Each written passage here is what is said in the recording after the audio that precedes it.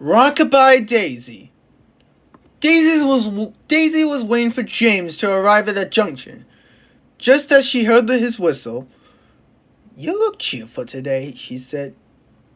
"Mrs. Percival just had twins a few days ago," replied James. "Congratulations to her," said Daisy with pleasant. Mrs. Percival was pleasant to see Daisy as she stepped out of James's coaches and boarded her. The guard blew the whistle, and she rolled carefully out of the station. Daisy knew that babies don't like rough rides.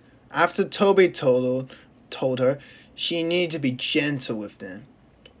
Meanwhile, after a great deal of keeping her passengers on the train on time, Daisy was resting at 5 o'clock. She watched it in the sidings as Mrs. Percival left her baby carriage on the side of the photo booth. I need to make a quick phone call before we get on board," she told her children. She was on the phone just as Thomas arrived at the platform. Coupled to Annie and Clever, the passengers went on board, and the porter put all the luggage inside. He saw the baby's carriage and thought it belonged to the passengers on board. Without thinking, he pushed the baby's carriage inside Claire Bell. Not long now, thought Thomas, as all the doors were closed. Claire Bell, on the other hand, noticed that the baby's carriage belonged to Mrs. Percival, but the guard's whistle blew and Thomas steamed away. Stop! Stop! Stop! Stop! She wailed, but Thomas didn't hear her. Daisy was watching and noticed the baby's carriage wasn't on the platform. Mrs. Percival stepped out and saw the baby carriage was gone. "Oh no!" she cried. "What happened to Pansy and Patrick?" The porter heard her. "Oh no," he said. "It was my fault. I thought the carriage belonged to passengers on Thomas's train." "How we could stop him?" said Mrs. Percival. "The next passenger train isn't due until 3 o'clock. Daisy heard this.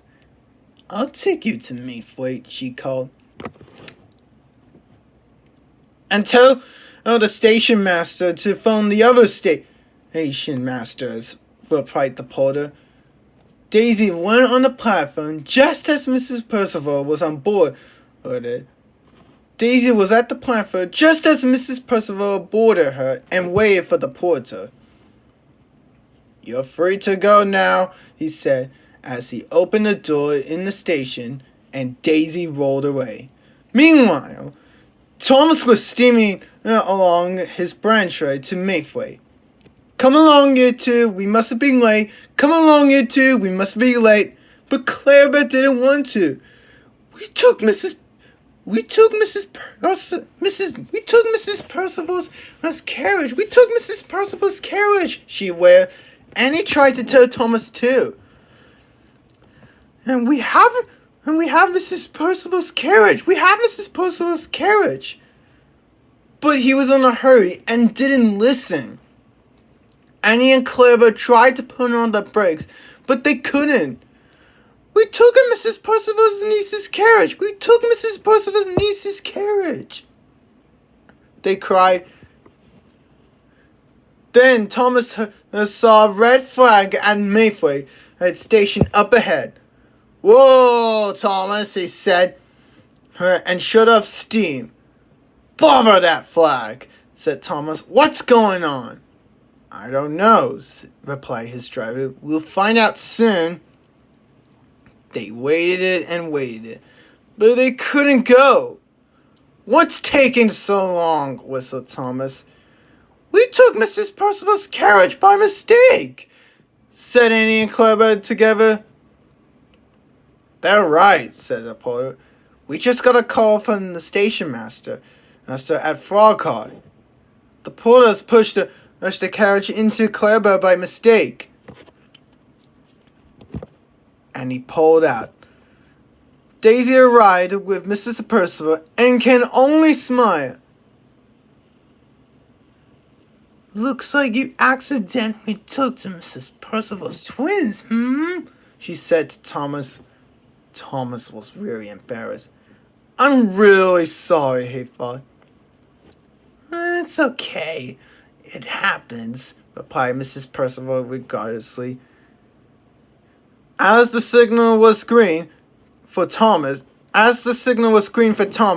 he set off carefully to Elsbridge, and Mrs. Percival reunited with the twins, and she gave a gentle hug as she held on to them. At Elsbridge, Daisy dropped off as Emily arrived. "Thank you for saving Pansy and Patrick," she said. "Well, I wouldn't look after over for them without you." "Of course, ma'am," said Daisy. They were on board Emily's coaches, and she steamed away. "You're a really useful radio car. You're a really useful rail car, Daisy," said Emily, and they set off until she was out of sight. Daisy felt pleased with herself as she went back to her shed. She'd saved the Narrator's control's wife children for getting lost and separated.